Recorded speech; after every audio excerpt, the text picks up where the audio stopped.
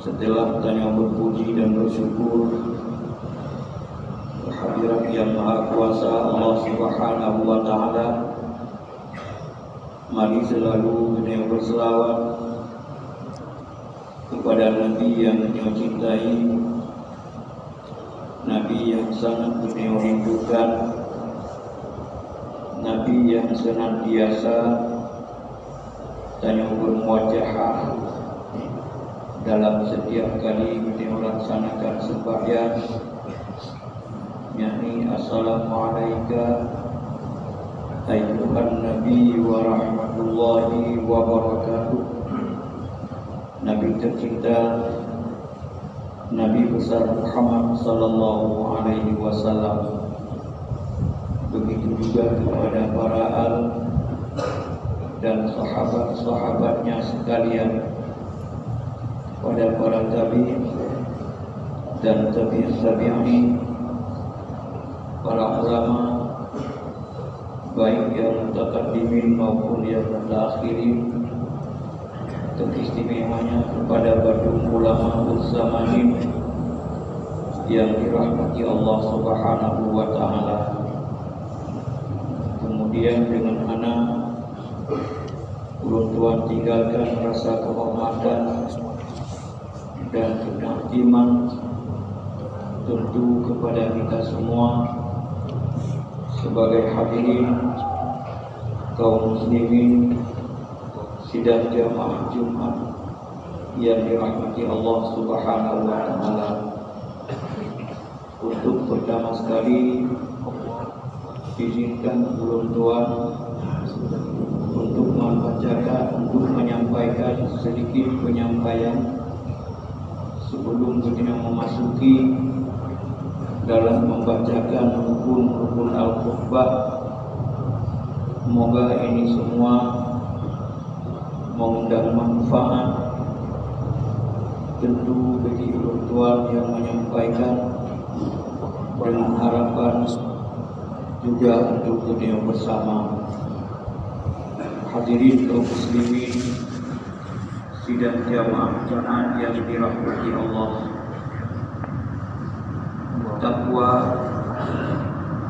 adalah sesuatu yang penting dan itu merupakan perintah Allah terhadap kita yang beriman tersebut di dalam Al-Quran Karim. Ya ayyuhalladzina amanu taqullaha, wahai orang-orang yang beriman, bertakwalah kamu kepada Allah Subhanahu wa Ta'ala dengan takwa yang sebenar-benarnya. Takwa dalam arti imtisalu bi awamirillah wajtanibu bin nawahi, menjunjung tinggi segala perintah Allah dan menjauhi segala larangan-larangannya.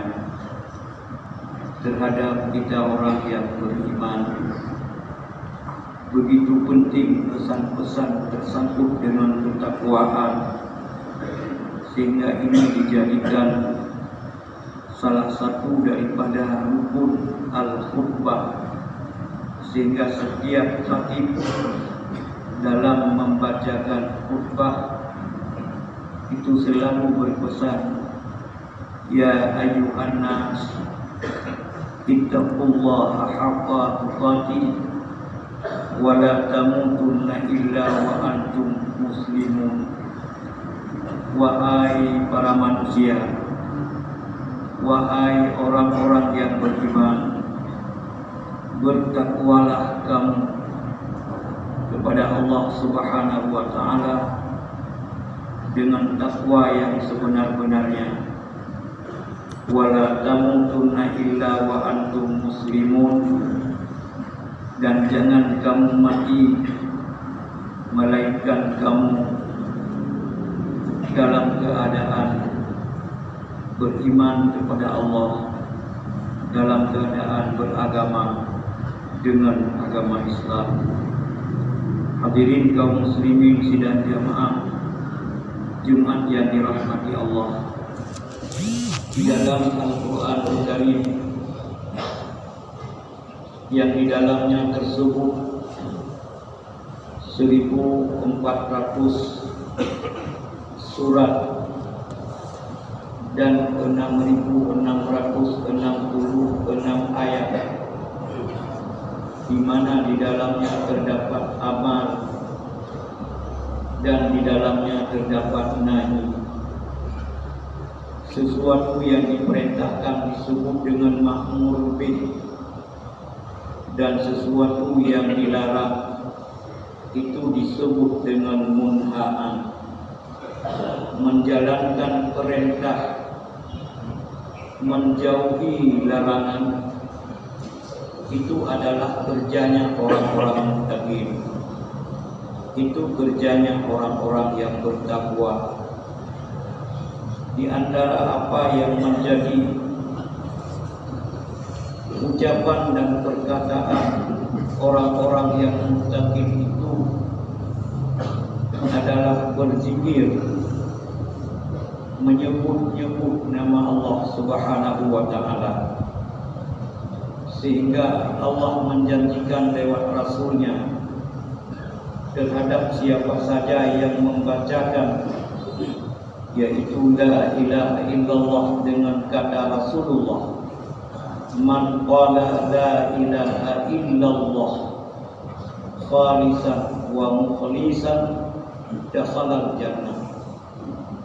Somandang yang mengucap, somandang yang membacakan la ilaha illallah khalisan dalam keadaan khalis, wa mukhlisan dan dalam keadaan mukhlis, Allah menjanjikannya nebedamam bedayoyong di dalam surga.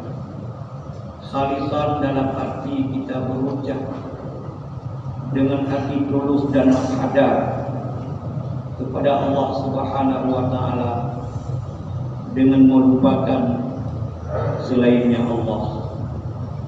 Mukhlisan adalah bersih daripada segala mungkiat, bersih daripada segala meninggalkan larangan Allah Subhanahu wa Ta'ala. Maka hadirin sidang jamaah yang dirahmati Allah, terhadap siapapun yang membacakan la ilaha illallah ikhlas karena Allah, kemudian dia bersih daripada segala mungkiat dalam arti meninggalkan pada melakukan apa saja yang dilarang oleh Allah Subhanahu wa Ta'ala, janjinya yang masuk surga.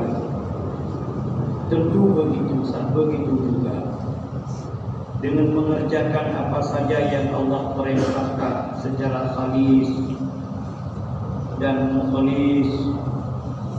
Artinya kita sembahyang namun kita meninggalkan segala larangan Allah. Kita melakukan dan menunaikan zakat namun tayo dan tinggalkan segala larangan-larangan Allah. Tayo berpuasa tapi kita juga meninggalkan segala larangan Allah. Maka dengan amal-amal seperti itu insya Allah masuk surga. Tapi kita tidak yakin bila mana dunia mengucapkan la ilaha illallah itu apa seperti ada berzikir. Namun kita tidak melupakan untuk meninggalkan larangan-larangan Allah. Mengupat ya biasa-biasa saja. Disuruh pokok biasa. Kemudian dapat timbangan surah diumumkan biasa-biasa saja. Yang sebanyak apapun kita mengucap la ilaha illallah, insya Allah tidak akan masuk surga. Begitu juga Jumat, dilaksanakan Jumat yakin. Namun sepulang daripada Jumat kita yang kita lakukan yaitu pekerjaan mulia yang dilarang oleh Allah Subhanahu wa Ta'ala. Maka kalaupun banyak ibadah yang dia lakukan, namun masih kita iringkan dengan mengerjakan pekerjaan yang dilarang, oleh Allah Subhanahu wa taala, maka kita khawatir tentang dimasukkannya kita ke surga. Maka hadirin sidang jamaah Jumat yang dirahmati Allah, maka inilah yang selalu sebenarnya ditekankan oleh Rasulullah SAW di setiap kesempatan Rasulullah bertemu dengan sahabat-sahabatnya, di setiap kesempatan Rasulullah bertemu dengan umatnya.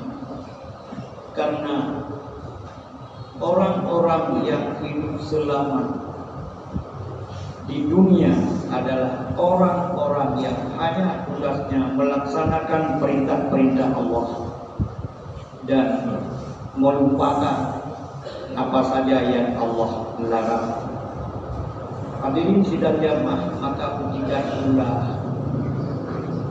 baru disebut kita sebagai orang-orang yang muttaqin, yakni orang-orang yang bertakwa.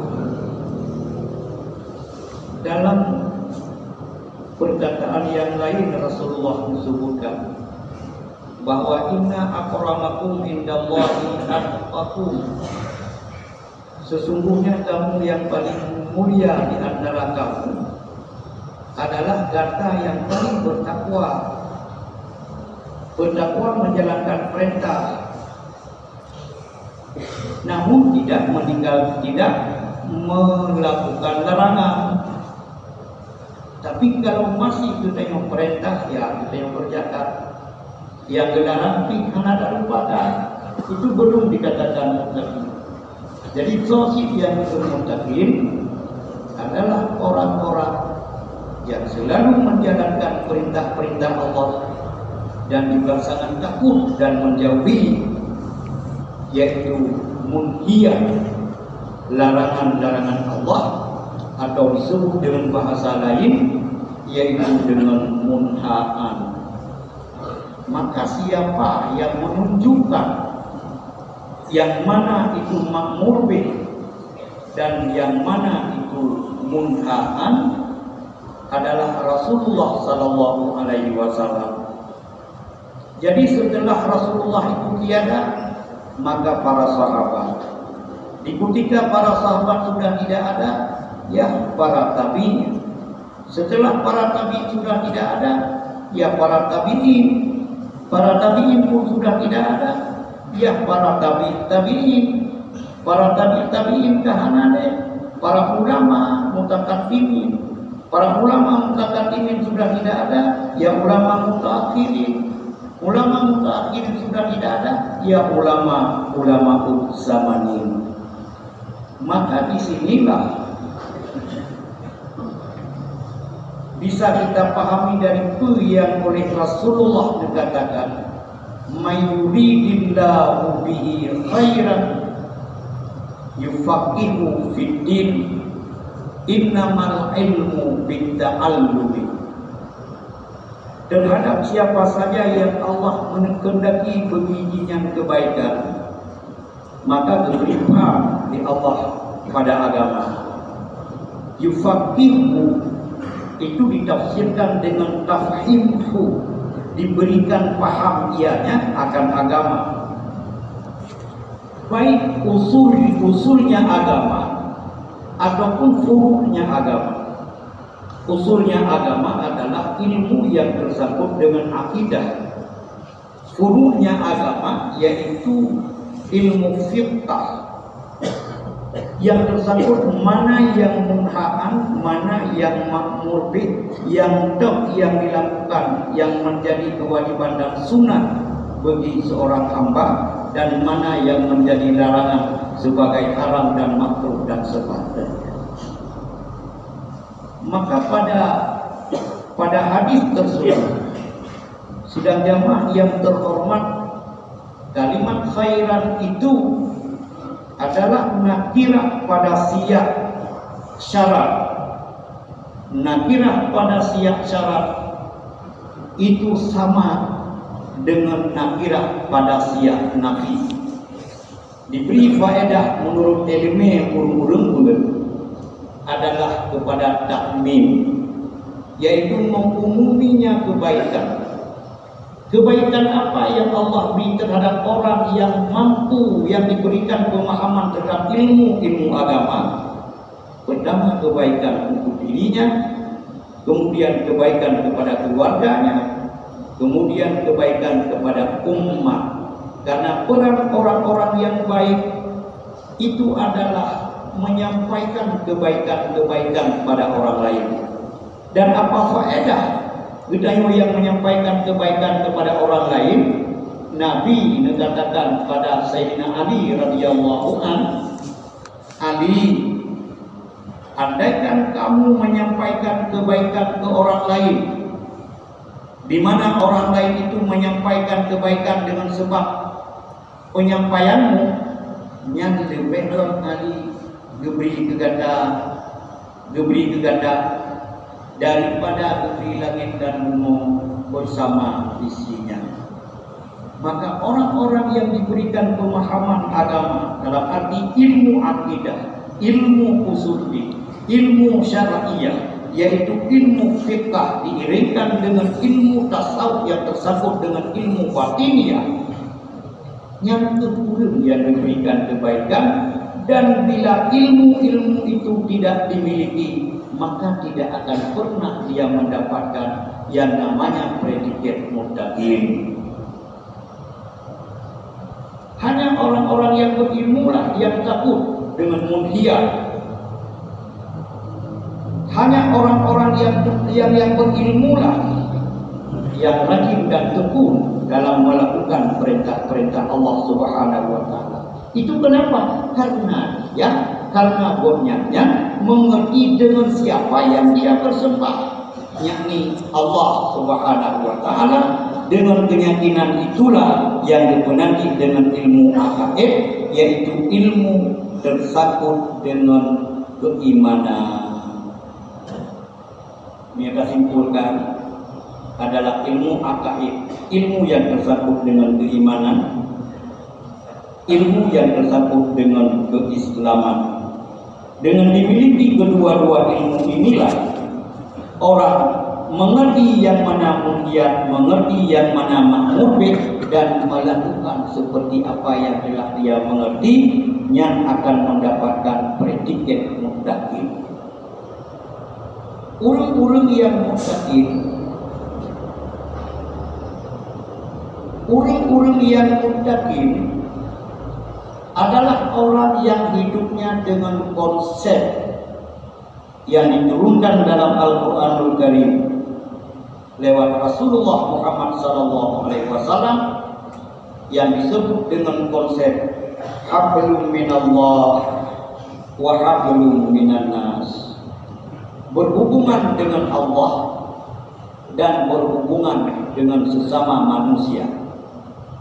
Allah memerintahkan beliau sembahyang, aqimus shalah, namun Allah mengiringkan dengan wa'atuz zakah, aqimus shalah hablum minallah, tunaikan olehmu akan zakat, hablum minan nas. Kemudian ketika kita mendirikan salat, Allahu Akbar, Allahu Akbar, asyhadu an la ilaha illallah, berdiri melakukan salat Jumat, Allahu Akbar. Kemudian memulai dengan iftitah, dilanjutkan dengan rukun Al-Fatihah, kemudian melanjutkan dengan surat, kemudian melanjutkan dengan iktidal, kemudian rukun, iktidal, sujud, duduk di antara dua sujud, dan seterusnya. Ketika di akhirnya kita mengucap Assalamualaikum warahmatullahi, Assalamualaikum warahmatullahi, hablum minan nas. Allah memerintahkan kita dengan ya ayyuhalladzina amanu kutiba alaikumusiyam dan seterusnya. Perintahkan puasa. Puasa dari Rafun kedua sampai Hijr. Wa akhir Allah ketuai hantukum puasakan meyalikah anak kemudian fitrah hablum minan nas.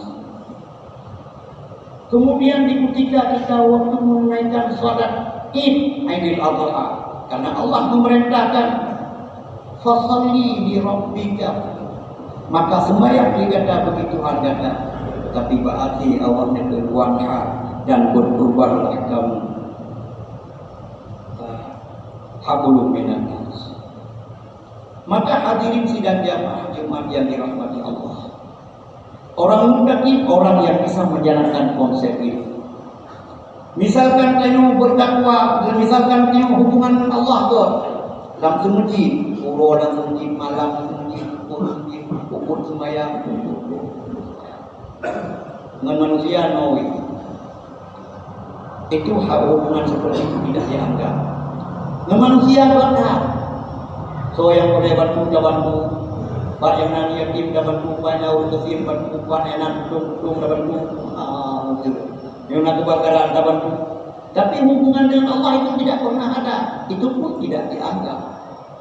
Jadi tauhid yang dianggap dengan Allah bagus, dengan manusia bagus. Maka hubungan tanyo na paru-paru hubungan yang perlu oleh dunia selalu diperbaiki. Pertama, hubungan dengan Allah disebut dengan hubungan khalqah, hubungan makhluk dengan khaliq. Yang kedua, hubungan kita dengan Rasulullah disebut dengan hubungan ummatan, hubungan antara umat dengan nabinya, hubungan dengan umat dengan rasulnya. Yang ketiga, hubungan wiladah, hubungan seorang anak dengan ibu. Karena kita tanpa kita anak tentu karena namanya. Nang nama, nang naya, nah hayu karena hayu ya, nah hayu karena hayu ma, maka hayu berbok kali. Yang kedua adalah hubungan yang namanya taklimah, hubungan murid dengan murid. Akan hanya kebaikan pada seorang murid apabila tidak berhubungan baik dengan gurunya. Punya karisma seorang murid karena pada diri murid itu ada mahkota gurunya. Apa mahkota gurunya? Adalah ridha gurunya. Menghilang ridha guru, maka hilanglah karisma padanya. Muwon, muwit. Dan yang kedua, hubungan ukhuwah, yaitu hubungan antar sesama manusia. Kalau hubungan sesama kita itu tidak berharga, kenapa juga Rasulullah menyebutkan man yastaghfiru lil mu'minina kataba kutibalahu min kulli mu'minin hasanatan. Sementara yang beristighfar terhadap orang yang mukmin sekali saja, ditulis baginya setiap hidupnya orang mukmin, seorang tidak mukmin di dunia, satu kebaikan. Yang kedua, mendoakan sesama saudara seiman yang disebut dengan saudara mukmin dijadikan sebagai salah satu rukun daripada rukun khutbah, sehingga setiap khatib yang berkhutbah berkewajiban untuknya, berkewajiban baginya untuk mendoakan orang mukmin. Allahumma ighfirlil muslimina wal muslimat wal mu'minina wal mu'minat. Kalau kita mendoakan di hari yang bukan Jumat 10 kebaikan, 10 kali sejumlah mukmin di dunia sejak masa Nabi Adam sampai saat ini. Menyata doakan pura Jumat setiap kebaikan yang dilakukan diganda sampai 70 ganda. Bila kita sudah berdoa kepada orang mukmin pura Jumat, maka diganda kebaikan di Allah Subhanahu wa taala, yaitu 70 kali sejumlah orang mukmin, yaitu sedunia dari sejak Nabi Adam sampai sekarang. Berhargakah hubungan antara sesama orang beriman? Sangat berharga. Maka hadirin sidang jamaah Jumat yang dirahmati Allah, maka berbaik-baiklah dalam menjalani hidup ini. Ketahuilah bahwa hidup tidak lama. Orang akan mengantarkan kita ke kuburan. Maka tugas kita kita suheng dengan Allah. Tugas kita kita suheng Rasulullah. Tugas kita suheng dengan manusia. Tugas kita suheng dengan mereka. Tugas kita suheng dengan sesama kita. Insya Allah demikian konsep kita hidup aman-aman saja. Apakah kita sebagai rakyat, ataupun kita sebagai pemimpin, ataupun kita sebagai pejabat. Apapun yang kita milikinya tidak akan hilang. Banyak pejabat yang hari ini terkadang para pencari sedekah. Banyak orang kaya dulu hari ini mengudem, anak mengudem, coy. Dalam arti apa? Kekayaan itu tidak kekal. Tidak selama-lama kekayaan itu berada kepada kita. Maka pergunakanlah waktu, kata Rasulullah. Pergunakanlah kekayaan semasa kita kaya. Oh, mereka kasih yang mana dia kesempatan. Yang kanan juga tinggi. Ya, kali. Jadi nyolah sidang jamaah yang terhormat. Terakhir, Tuhan berpesan, mari menyo jadikan kata Rasulullah itu sebagai pegangan. Mari kita jadikan Al-Quran sebagai pegangan yang sehingga insya Allah dalam kita menjalani hidup terarah dan tertuju fi mardatillah, tempat yang diridhai oleh Allah. Kemudian Tuhan meminta untuk didoakan